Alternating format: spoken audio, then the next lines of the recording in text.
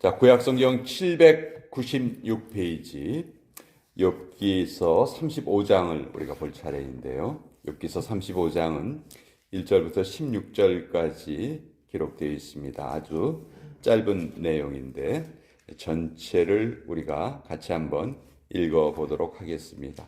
엘리후가 욥에게 주는 말입니다. 읽다 보면은 다 바른 말인 것 같지만 곳곳에 또 허점이 드러나 있습니다.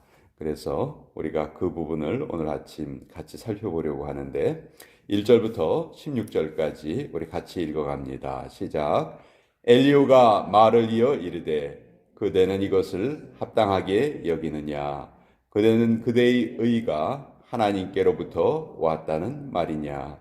그대는 그것이 내게 무슨 소용이 있으며 범죄하지 않는 것이 내게 무슨 유익이 있겠느냐고 묻지만은 내가 그대와 및 그대와 함께 있는 그대의 친구들에게 대답하리라. 그대는 하늘을 우러러 보라. 그대보다 높이 뜬 구름을 바라보라.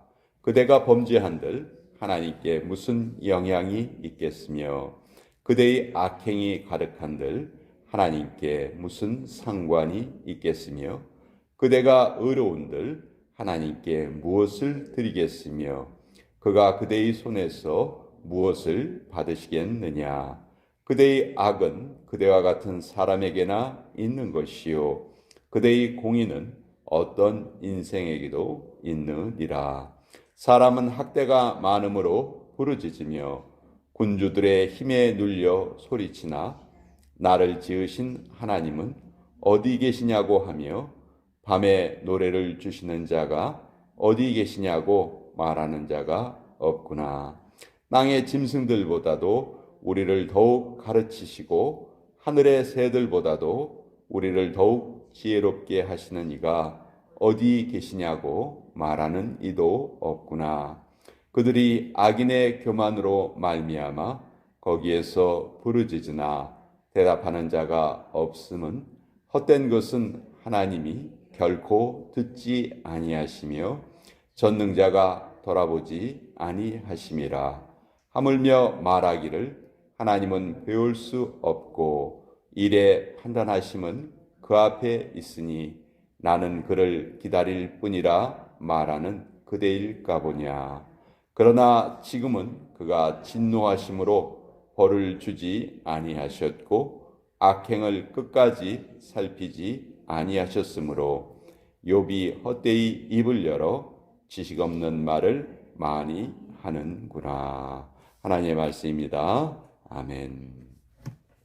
자, 욥기서는 구약 성경에 보면 시가서로 분류가 됩니다. 욥기, 시편, 잠언, 전도, 아가. 나머지 네 권의 책들은 시적인 표현이 많이 있으니까 시가서로 분류되는 게 합당하다. 우리가 이렇게 생각하고. 그런데 욥기서를 보면 욥기의 내용이 이게 과연 시인가? 그렇게 생각되는 경우가 많아요. 사실 욥기는 맨 앞부분 그리고 맨 뒷부분은 산문이에요. 그렇지만 욥과 친구들과의 대화, 또 욥과 하나님과의 대화, 사실 욥기에서 가장 큰 부분을 차지하고 있는 이 부분은 시입니다. 근데 이것이 이제 우리말로 번역이 되는 과정에서 시적인 표현보다는 그냥 산문처럼 그렇게 번역이 됐지만 원래 원어문에서는 시로 되어 있는 거예요. 자, 이 욥기서에서 시로 표현된 이 부분은 사실은 상당히 지루한 대화가 반복이 됩니다. 여러분 욥기서가 어떻게 시작됐는지 아시죠? 이유 없는 고난을 욥이 당해요. 그리고 맨 마지막 부분에서는 그 이유 없는 고난이 다시 그 원래의 모습보다 더 좋은 모습으로 회복이 됩니다. 근데 그 회복되는 과정 중에 참 긴 대화가 반복이 돼요. 욥의 세 친구가 나타나고요. 또 오늘 34장부터 37장까지는 욥의 친구는 아니지만 엘리후라는 인물이 갑자기 등장을 해서 욥에게 일방적으로 이야기를 합니다. 자, 이런 과정 중에서 사실 우리가 욥기서의 결론을 너무 잘 알고 있기 때문에 어떻게 생각하면 사실 이런 대화, 지루한 대화, 끝이 없어 보이는 대화가 무의미한 것이 아닐까 하는 그런 생각이 들기가 쉬운데, 사실 욥이 이 38장서부터 보면 이제 하나님과 욥이 대화를 하게 되거든요. 그 대화를 통해서 이제 욥은 자신의 위치를 깨닫습니다. 욥기서의 주제는 고난을 극복한 욥, 이렇게 우리가 알고 있는데 사실 이게 중점이 아니에요. 이 고난을 극복한 욥의 이야기가 욥기서가 우리에게 알려주고자 하는 것이 아니고, 자기의 의로 똘똘 뭉쳐져 있던 욥. 사실 욥은 어떤 삶을 살았죠? 누가 보기에도 정말 올바른 삶을 살았어요. 하나님께서도 인정하셨어요. 사탄에게 네가 내 종 욥을 주의하여 살펴보았느냐? 그처럼 나를 경외하는 자가 이 세상에 없다. 그렇게 말씀하실 정도로 하나님이 자랑하셨어요. 그러나 그런 인간의 의는 아무리 하나님이 자랑하셨다 할지라도 하나님의 기준에서 보면 결국은 피조물의 한계를 벗어날 수 없다. 즉 욥기서의 주제는 자기의 의, 인간의 의는 아무것도 아니다 하는 것을 깨닫고 온전히 하나님께 의지하고 하나님께만 모든 것을 다 맡기는 그 신앙인의 모습, 그것이 가장 바른 모습이다 하는 것을 우리에게 전해주시는 말씀이죠. 욥의 세 친구들을 보면 욥의 세 친구들이 이름이 엘리바스, 빌닷, 소발 이렇게 세 명인데요. 이 세 명이 온 그 방향이 성경에 기록되어 있어요. 엘리바스는 남쪽에서 왔고요. 빌닷은 동쪽에서 왔고 소발은 북쪽에서 왔어요.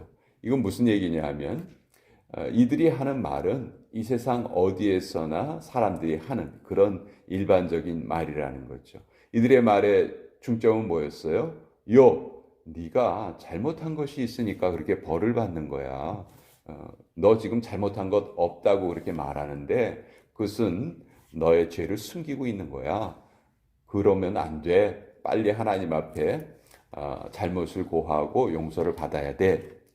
여러분, 이거는 일반적인 사람들이 하는 말이에요. 인과응보를 사람들이 많이 말을 하죠. 물론 하나님이 인과응보의 법칙을 사용하시는 경우도 있어요. 그렇지만 그 한 가지만으로 하나님의 이 세상을 다스리시는 경륜 모두를 다 설명할 수는 없는 거죠. 그것이 전부라고 말할 수가 없는 거예요. 그래서 이 욥의 세 친구는 욥이 당하는 고난의 이유만을 집중을 했는데 사실 그것이 바른 태도가 아니었다는 것이죠.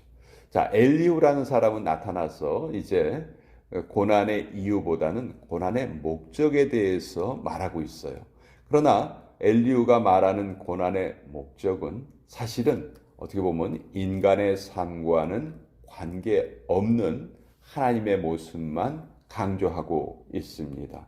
자, 5절하고 6절을 한번 보세요. 우리가 읽은 부분인데, 그대는 하늘을 우러러보라. 그대보다 높이 뜬 구름을 바라보라. 그대가 범죄한들 하나님께 무슨 영향이 있겠으며 그대의 악행이 가득한들 하나님께 무슨 상관이 있겠느냐. 그러니까 이 엘리후가 말하는 것은 인간이 무슨 행동을 하던 그것이 하나님께 무슨 영향을 끼치겠느냐.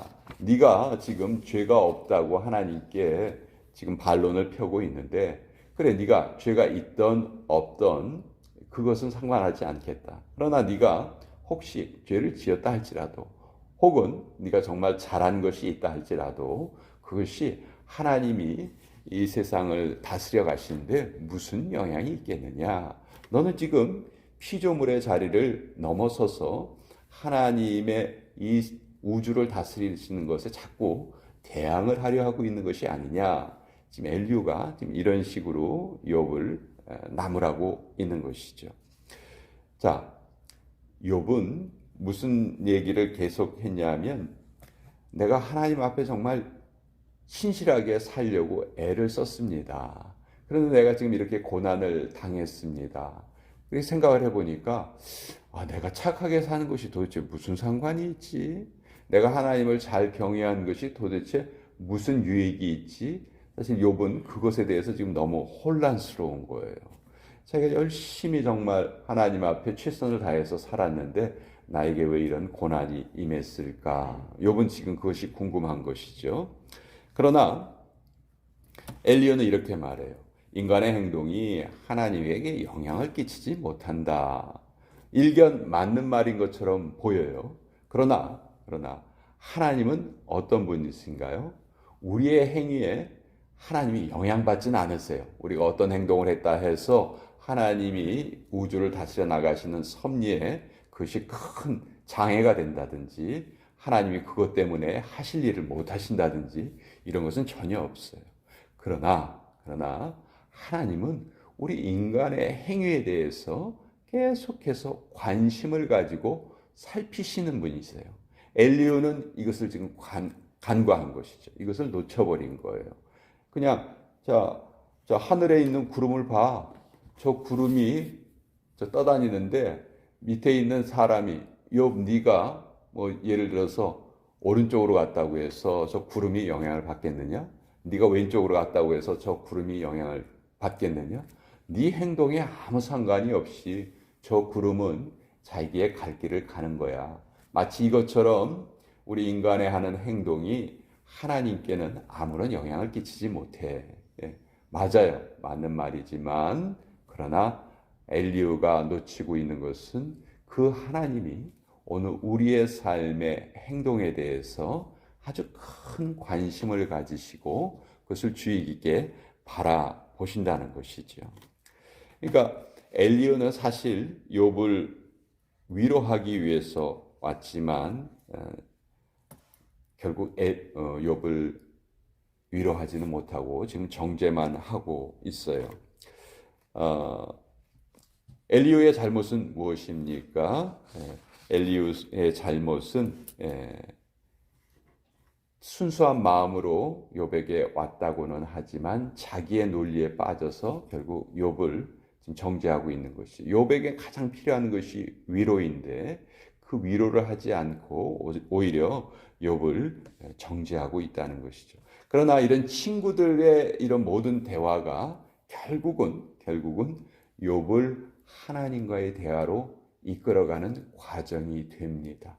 그래서 욥기에서 가장 중요한 부분이 사실 이 본문인데 무의미해 보이는 이 대화가 계속되어 감으로써 결국 욥은 깨달음을 얻게 된다는 것이죠. 그런 의미에서 욥의 친구들의 역할이 있었던 거예요.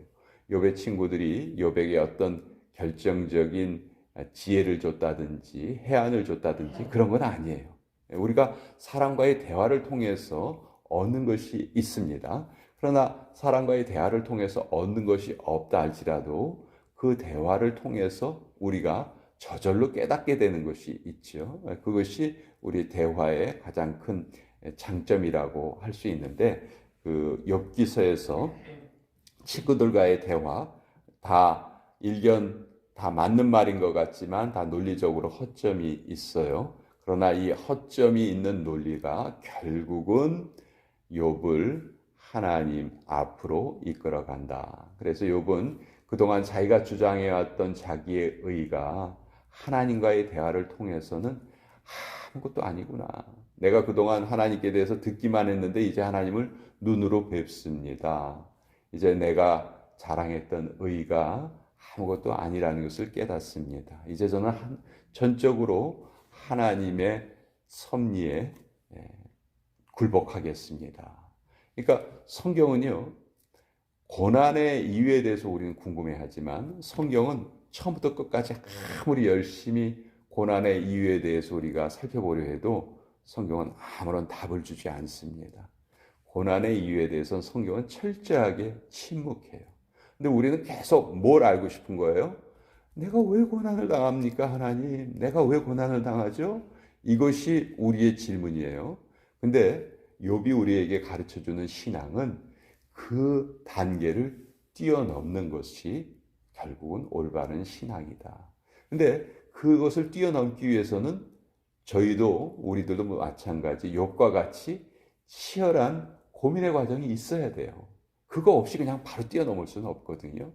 그런 면에서 욥의 고민, 욥의 고뇌는 정말 가치가 있는 고뇌였다. 그래서 오늘도 우리 욥기를 통해서 성경 전체에서 가장 먼저 쓰여진 책이지만 가장 깊은 내용을 담고 있는 책이 욥기라는 것.